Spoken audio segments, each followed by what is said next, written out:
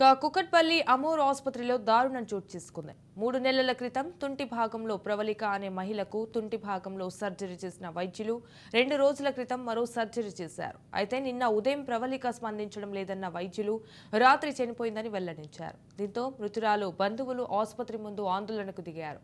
వైద్యుల నిర్లక్ష్యం వల్లనే ప్రవళిక చనిపోయిందని ఆందోళన చేస్తున్నారు.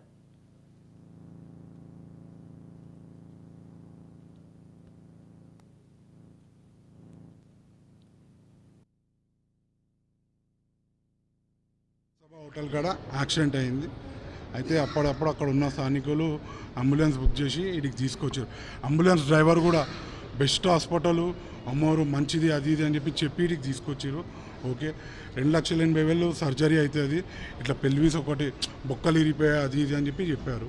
సరే చేపించాం, మా దగ్గర అమౌంట్ లేకపోయినా సరే అడ్జస్ట్ చేసుకొని ఒక 2 రోజులు చేపించేసుకున్నాం.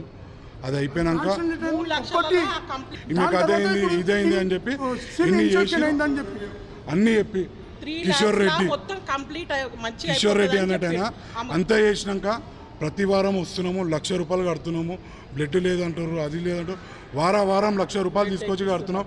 మొన్న అడిగినాం, నేను మా బొమ్మడిది, మేమేమో అంబానీలమ్మా, మా దగ్గర పైసలు మాతోటి కాదు సార్, మీరు అన్నారుగా లాస్ట్ టైమే కుట్లు వేసేస్తున్నారుగా, కుట్లు వేసేసేయండి, మాతోటి కాదు అని చెప్పి అన్నందుకు సరే సాటర్డే వస్తే సాటర్డే లేడు, సెకండ్ సాటర్డే ఎవరైతే కిషోర్ రెడ్డి సర్జరీ చేస్తాడో ఆయన రాజమండ్రికి పోతాడంట ఫ్యామిలీతోటి గడపడానికి, మీరు మండే రోజు రండి అని అన్నారు.